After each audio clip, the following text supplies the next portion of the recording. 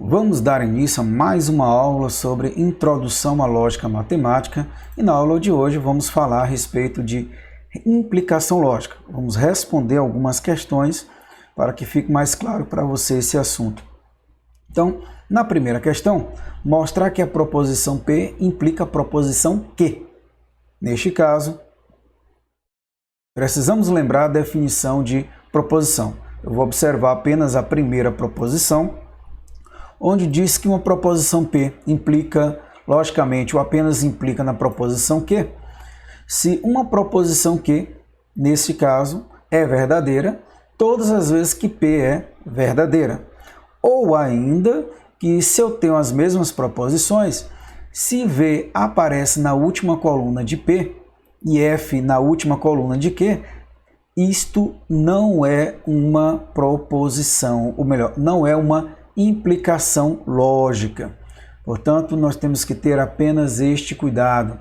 Então, uma proposição P implica ou apenas implica, logicamente, uma proposição Q, todas as vezes que as respectivas tabelas verdade dessas duas proposições não aparece V na última coluna de P e F na última coluna de Q, tá ok? Ou com valores lógicos simultâneos, respectivamente, V e F. Tá ok? Então vamos lá aqui para o item 1. Nós temos que na proposição P, π é maior do que 3, verdade. A tangente de 45 igual a 1 também é verdade. Logo, nós podemos dizer que P implica Q. Tá ok? Apenas isso. Na segunda proposição, eu sei que seno de 30 não é igual a 1. E eu sei também que raiz de 2 não é maior do que raiz de 3. Mas pela segunda definição que nós colocamos aqui, a única situação onde não vai ser uma implicação lógica é se na última coluna de P for verdade e a última coluna de Q for falso. Ou seja, os valores respectivamente de P e Q forem verdadeiro e falso. Portanto, aqui neste caso, essas duas são falsas, logo P implica em Q. A falsidade a implica em outra falsidade. Já na letra C, nós temos que o losango nada mais é do que um quadrilátero, onde eu tenho os lados 2 a 2 paralelos e todos estes lados têm o mesmo comprimento, ou eles são iguais. Já com respeito ao paralelogramo, também é um quadrilátero, só que ele tem os lados 2 a 2 paralelos apenas. Portanto, todo losango em parte é um paralelogramo, ou seja, todo losango implica em um paralelogramo. Já na letra D, nós temos que a tangente de π sobre 6, que é a tangente de 30, é igual a raiz de 3, e que o seno de π sobre 6 é igual ao cosseno de π sobre 3, ou seja, o seno de 30 é igual ao cosseno de 60 graus. Portanto, os dois são verdadeiros, logo P implica em Q. Vamos para a nossa segunda questão. Ao mostrar que Q implica na condicional simples, primeiro nós vamos construir a tabela. E ao construir, eu tenho duas proposições P e Q. Você toma 2 elevado ao número de proposições, você vai encontrar 4 linhas. Aí você vai escrever os valores lógicos de P e Q de tal forma que na primeira coluna representando P, você escreve 2 a 2, verdade, verdade, falso, falso. Já com respeito à proposição Q, você vai colocando de forma alternadamente simples. Logo, na terceira coluna, se eu vou escrever se P, então Q, só é falso se a primeira for falsa e a segunda, melhor, se a primeira for falsa e se a primeira for verdadeira e a segunda for falsa. Portanto, como eu quero fazer acontecer a implicação de Q, que está na segunda coluna, com respeito à terceira coluna, eu posso tomar aqui a primeira linha, e eu também poderia tomar a terceira linha. Neste caso, eu fico apenas com a primeira linha. Se eu fosse escrever com a terceira, seria a mesma escrita. Ou seja, pela primeira linha, eu tenho que a proposição P é verdadeira e a condicional simples também é verdadeira. portanto, Q implica na condicional simples.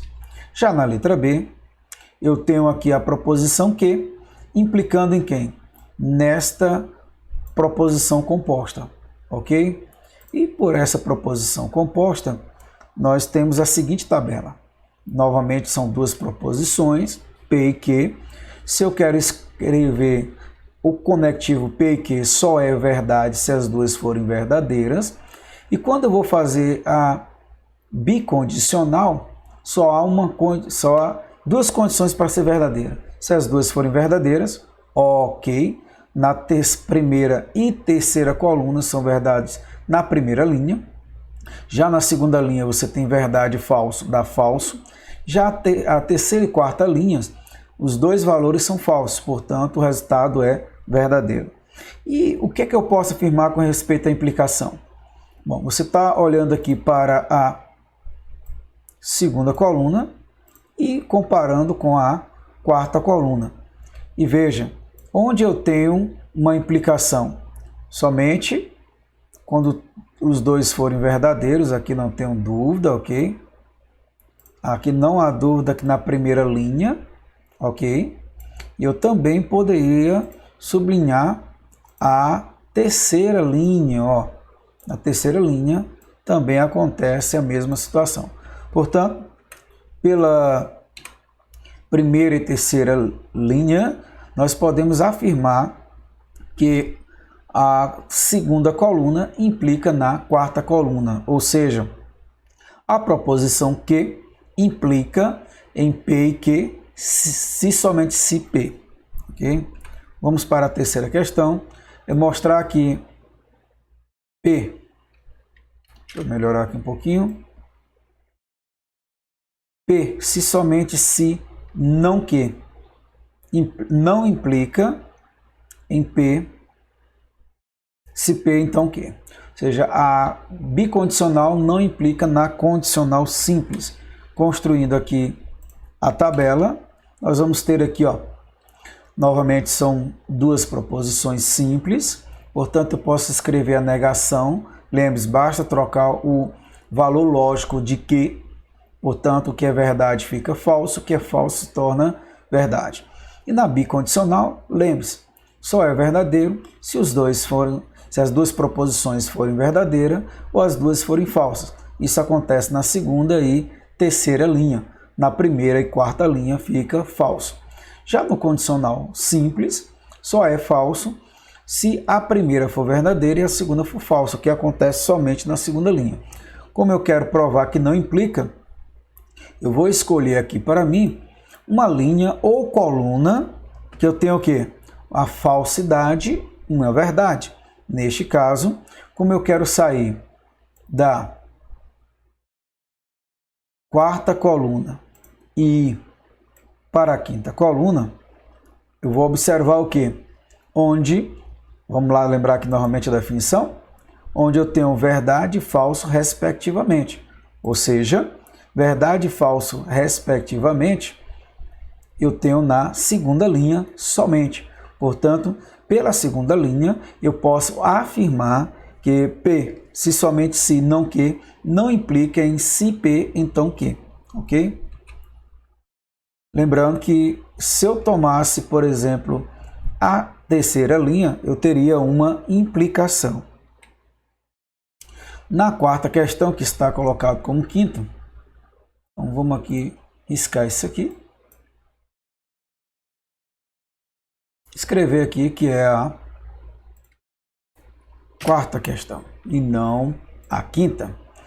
Mostrar que P não implica em P e Q e que P ou Q não implica em P. Novamente vamos construir a tabela verdade, ok? E ao construir essa tabela verdade, você tem as seguintes configurações e primeiramente eu tenho que mostrar que P não implica no conectivo I. Se você olhar aqui, mostrar isso é fazer com que a primeira seja verdadeira e a segunda seja falsa. E eu posso descrever isso pela segunda linha, ok? P não implica no conectivo I. Já com respeito a P ou Q não implicar em P, você vai olhar para cá, para a quarta coluna e comparar com a primeira.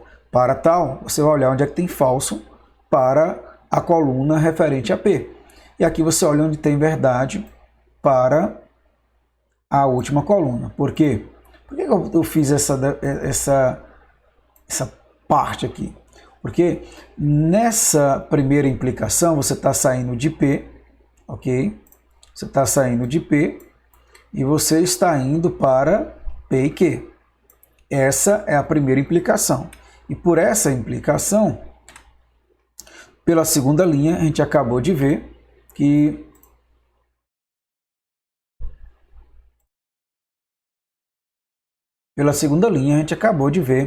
que não há uma implicação de P com respeito a P e Q.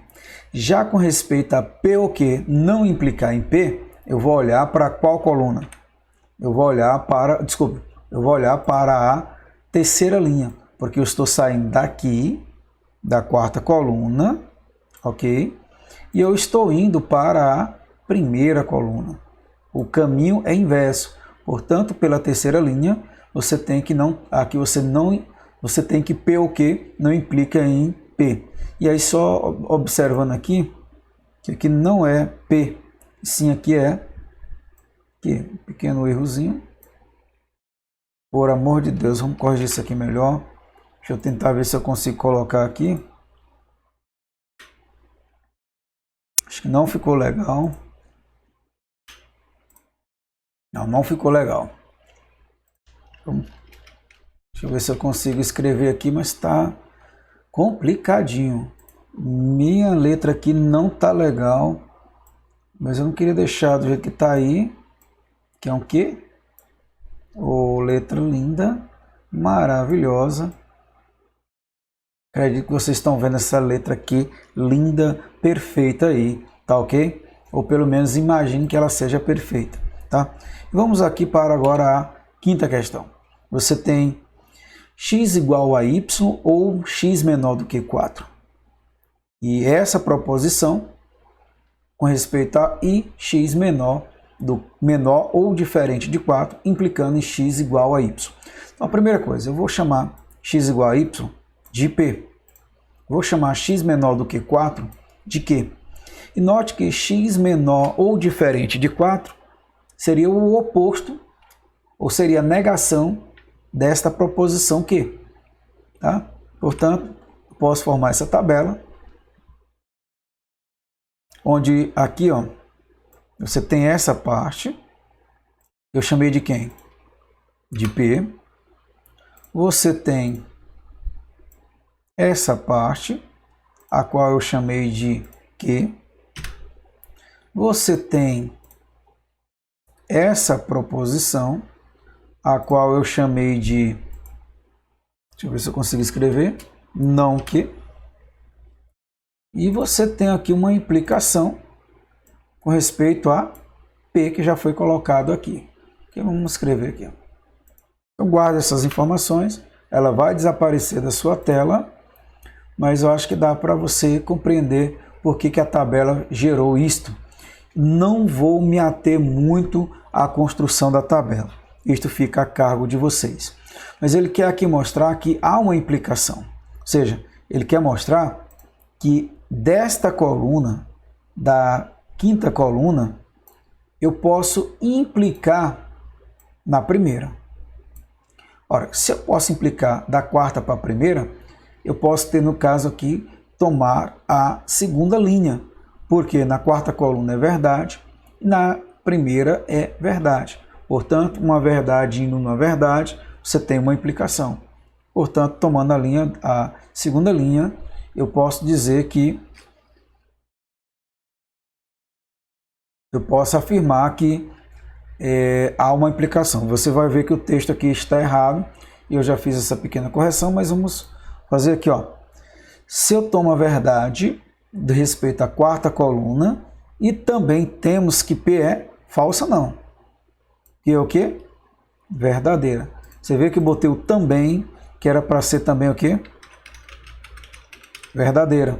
Portanto, nós temos que esta proposição implica E aqui já notou que eu cometi uma gafe daquelas. Isso que aqui também eu não, porque na realidade ela implica, porque eu quero mostrar que implica. Portanto, esta é a nossa aula. Feitas essas pequenas correções, nós damos por ela por encerrada. Espero que tenha gostado dessa aula. Dá o seu like, se inscreve no canal e até a próxima aula.